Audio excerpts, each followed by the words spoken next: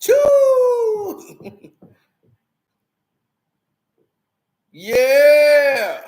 The Alamo on this month, okay. Ain't worried about no. I'm ripping what I sow, okay. Got a Benjamin and a Jackson in my house. What's up, man? Shouts out to everybody out there who's doing a thing. Much love and respect to everybody that's out there on the grind, making it count, making it happen, doing what they do on the 24/7 basis. Don't forget to subscribe to this page. Join the Nate Jones pay. Your membership. You see that join button that's below? It says join. Become a member so you don't miss out on memorabilia, insider information, training, questions answered. It's all different type of formats you're gonna get. Different levels, different stuff. Now,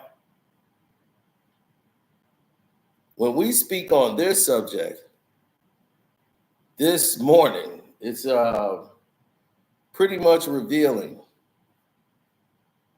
Floyd Schofield, who's very young, and he's going up against Shakur Stevenson in this Riyadh season on the Better Vive and Bivol 2 boxing card. They're the co-main events. And this is a bout that's actually very interesting because a lot of people think Floyd is, taking this fight too soon. Like, this is a fight he should probably have later down the road. Now, I have been one to say that we don't know. Some people's style is more advanced. Like, from what I've seen so far, I can't say that they're ready. Floyd's fight game and his strategy is going to say he's ready. But now there's this angle that Shakur Stevenson is on steroids. Yeah, that just took a whole different turn. Some people might be like, what you talking about? I have no what you're speaking about. Well, that's why you come to the Nate Jones story. So you can be informed. Now, Shador is going through his training. Now, he's a very good technical fighter, fighting at angles and staying disciplined. But now he says, look, everybody knows you don't have power, so let's see if Snack helped you with the hitting roids. Now you're a snack athlete for a little us. I thought we were baby food. Snack can't help your chin. You could cheat all you want without being tracked. That won't help your ribs or jaw. We're going to finish you. So Kid Austin is really doing a lot of talking now because he's now a partner with Snack with Victor Conte's brand. He said, it's crazy that one of your shoulders told us everything about our opponent. We know your weaknesses. And our opponent camp was something because he knows he will lose. He has too many physical and mental issues. We're coming to fight, not box. Our goal is to break his face. So he's coming very aggressive in his dialogue. And this is definitely, made people scratch their heads. Well, wait a minute. This dude is, for this fight, he's, what brings these claims? So now a lot of people are going to be having their eyebrows raised when it comes to this bout and start looking at it a little bit differently, a little funny. Like, hey, this might be a little crazy here. Or is he on to something? That's what many people are going to want to know. They're going to start asking these questions. Yes, hit the like button too. Glad y'all got here. But yes, sparring partners come out. And he said, no doubt of fear in our hearts. We worked so hard to get this opportunity. Thank you to the ones who believe in going after their dreams. Sometimes dreams come true. Okay, so now he's getting his shot. His father's been talking. Kid Austin's been talking. So now let's see if this, really pans out. Is he really ready for Shakur Stevenson? Shakur, the only person that really beats him is him. Really, it's like he makes some mistakes, but it's more mental than anything else. And they said in the beginning that Floyd hadn't signed off on it yet. And, that's what Shakur Stevenson's like, what's going on? Doing all this talking. But Oscar don't look like he's going to sign off. But it's bigger than Oscar. What Sheik wants, Sheik gets. Sheik said he's fighting. Guess what? He's going to be fighting. And as you can see, they're the co-main event to that card that's coming up in May. 6 great fights, all lined up, the last crescendo. So this is going to be a very epic tale, very epic show. And you're going to want to see how this plays out.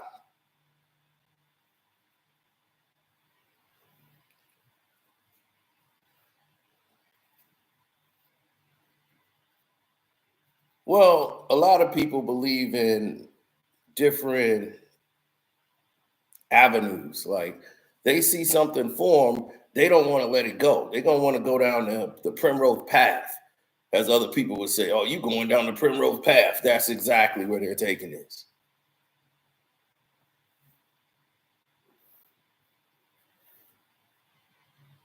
Well, it's a very challenging situation for those that's involved. For those that's looking at it from the right angles, they will be able to see, like, what does Floyd Schofield look like? Man, he looks incredible.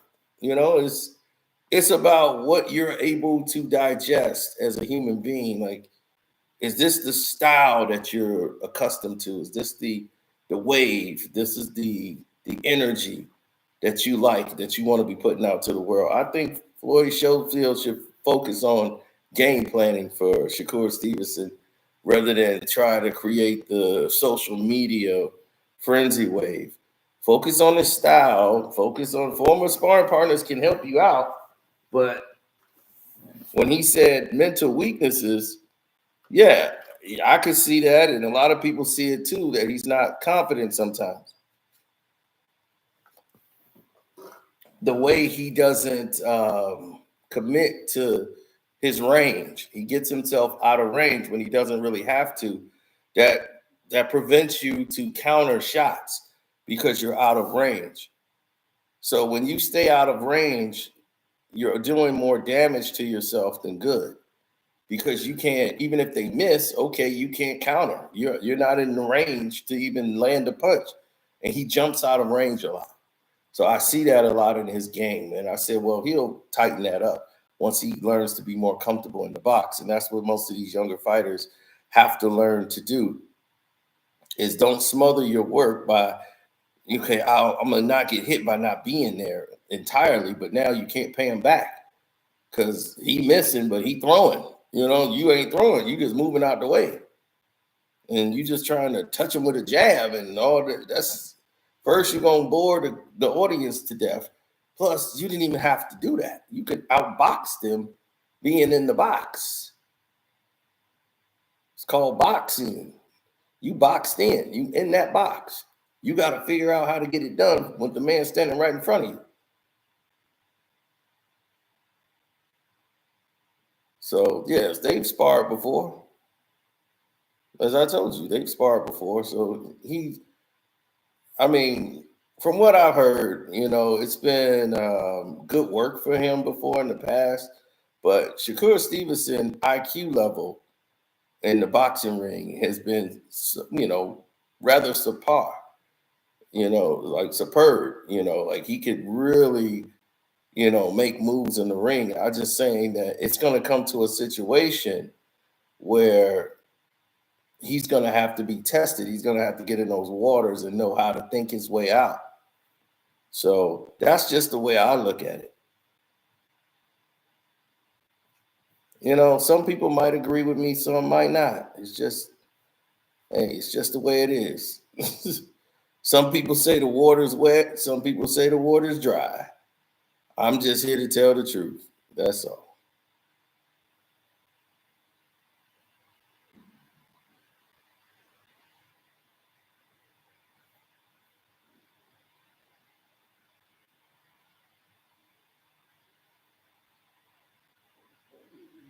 Well, we all want to be considered the greatest of all time. right? Everybody wants to be that. Everybody wants to be the one, right? You don't want to be number two. You want to be number one. So to see that play out in that format, that's the best way you can see it. Do I see Floyd beating him? No. If you come out being aggressive too early against Shakur, what you've done in sparring is a totally different world than actually fighting when them lights is bright and all those people are watching you. It's a lot different. A lot different. I done seen people fold up because of the lights. They ain't do none of the stuff they trained to do.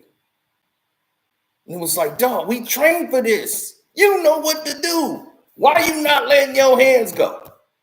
The man not even throwing, you not letting your hands go. Why? He ain't even hitting you with nothing hard.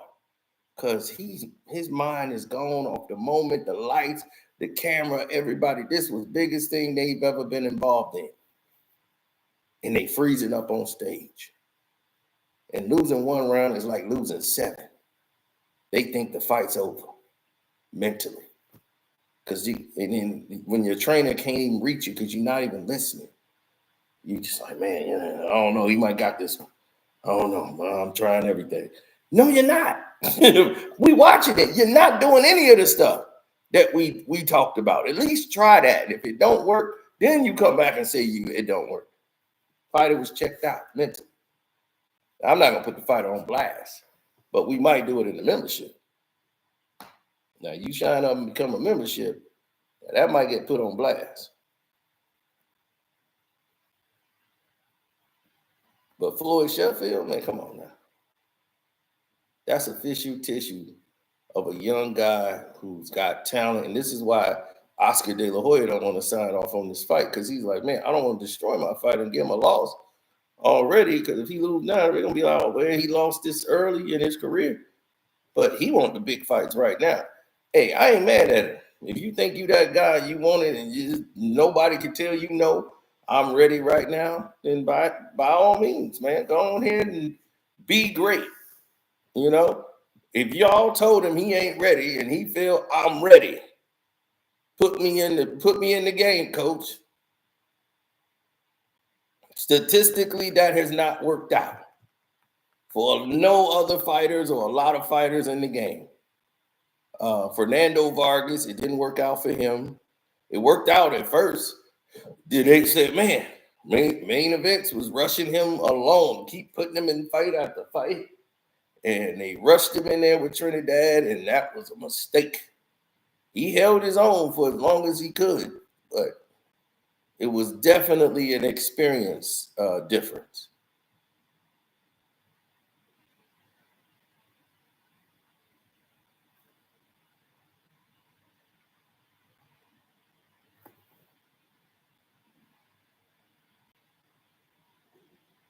And for Fernando Vargas, who we love Fernando Vargas, the most difficult part he had to go through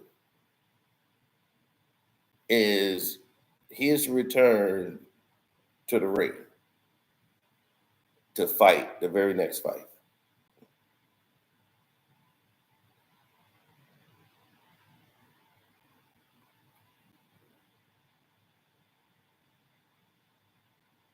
His very next fight, he was so out of shape, really, for that fight, his return bout, against a guy who was retired and just came back for that money just so he can get beat. And then that was the end of it. He was going to go back into retirement. And he got dropped by that guy in the fight. Fernando Vargas said, that was the most, he'd never been scared going into a ring in his life. In his life. In his life, B. And we know some Fernando Vargas stories where he didn't got the whole USA team. Like he was in Panama and he went in with all them dudes. Like this Panama, they ain't talking about boxing, they talking about killing you. He was never scared. The only time he was ever scared is that after the loss. Going back into the ring, that walk to the ring, he was terrified. And getting back in the ring for the first time, he said, man, I didn't wake up till I got dropped. Once I got dropped, I was like, oh, hell no. I just got dropped again. That wasn't even a big punch. What the hell is going on with me? And he just got mad and took dude out and was like, man, look, that's it. They ain't getting dropped. So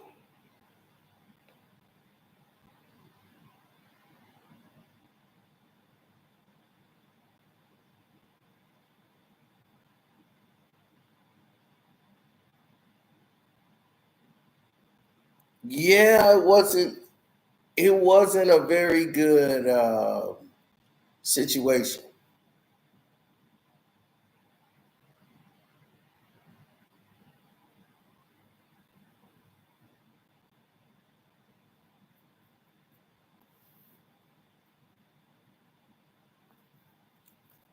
Fernando Vargas could have been one of the greatest ever if he. It's hard because for him, he's a Mexican, like true to form. They cook big meals. We got Mexicans in our family, and our Mexican side of the family for breakfast is like a full course meal. I'm like, Jesus Christ, you cooked all this for breakfast? Who else is coming in? They cook in case somebody just stop over. So imagine being around all that massive food. You got to smell that every day. You're going to throw down.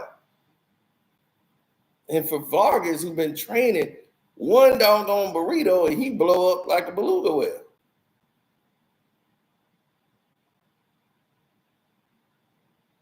So it was hard for him. His battle was the scale all the time, was making that weight, because he was so young. He was the youngest junior middleweight champion there was. And then as he got older and he started going to his man body, and he started growing into his man body, that's when things changed. Things started to change. The weight, it ain't coming off like it was when he was young. Can't just eat and do whatever you want and the weight just pop off. It ain't doing all that no more. So as the world turns and change, things adjustments on the fly. Now, getting back to this Floyd Sheffield, is he gonna be able? He knows what Shakur Stevenson is gonna do, but what Shakur gonna do is he know what he showed you. He might show you a whole different look. Plus, he's grown into this weight class, so y'all can say he don't have any power at the weight class, but he's ready at the weight class. He's filled into it. Now, for Devin Haney, I could see Devin Haney, the reason why he would leave such a situation, because Devin Haney is different. Devin Haney body is growing up, and his frame is really a welterweight frame. He's bigger than Floyd. Like his frame is bigger than Floyd Mayweather's. So for him, I can see Devin going up to welterweight, but you can't feed him big welterweights just yet. He's got to grow into the weight class. Same thing with Floyd. Floyd, when he went up to 47, he still looked like barely a 140 fighter, because your body got to build up to being at 47. And he never really kind of got to there until he fought like Marquez. He really started to get his welterweight body. That was the first time I seen Floyd. He looked like a welterweight. And I said, oh, okay, yeah, he looks like a welterweight now. And you thought, like, damn, is he 54 or what? What is he doing? But no, his body had matured to a welterweight. That they were supposed to fight at a catchweight at like 144, 145. Floyd couldn't make it. He couldn't make the 144. Couldn't make that weight. His body was not, it was rejecting him going back down in weight. It was like, your body is like, nope, this is where you at right now. This is where we keep you. So it's no more going to 140. That's out. You can't do that no more, champion. So when he fought Baltimore, he was a little small dude. Fought Oscar De La Hoya. He was super small. Once he fought Marquez, his frame started to fit. The weight was fitting his frame. But he was always a smaller guy. Like he's really a 135 fighter. 135, 140. Like that's his cap. 47 welterweight and 154, his skills had to pay the bills because he's not that size. And these dudes are giants, so you can't feed him the giants right away. Like you can't put him in there his first 2 fights. He got a 140 frame and he in there fighting Margarito or somebody who's like a 180 sweating down to 47. That don't make sense. You let your fighter develop, let him, get himself ready for what's to come.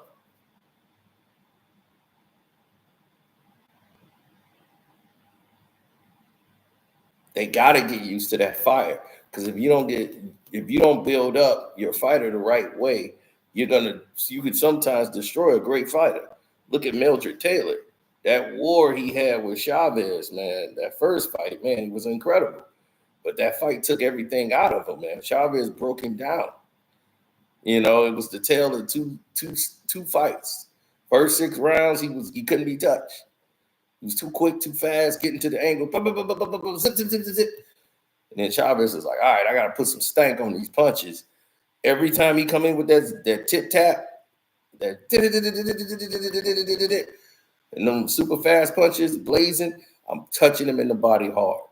Every time he came, boom, come down the line again, boom. And them body shots was paying off later on in the fight. Yeah, he losing some rounds. But guess what's happening to Mildred Taylor? He's slowing down. And I started to see it happen around, and I started seeing Chavez add more and more pressure, and them body shots is taking their toll. So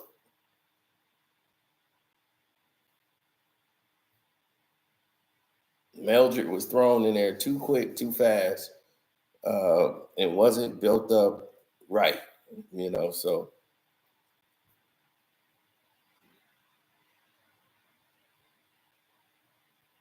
I'm not gonna say Schofield don't have a chance. Kid Austin,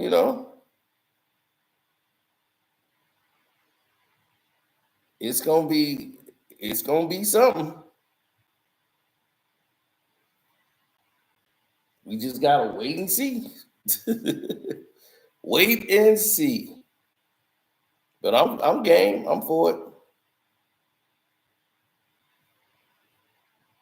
So that's it. Don't forget to like this video, share the video, subscribe to the page, hit the join the membership button. And then, when we start talking about boxing secrets and stuff like that, y'all will be already included in the membership of the Nate Jones Story. I'm out.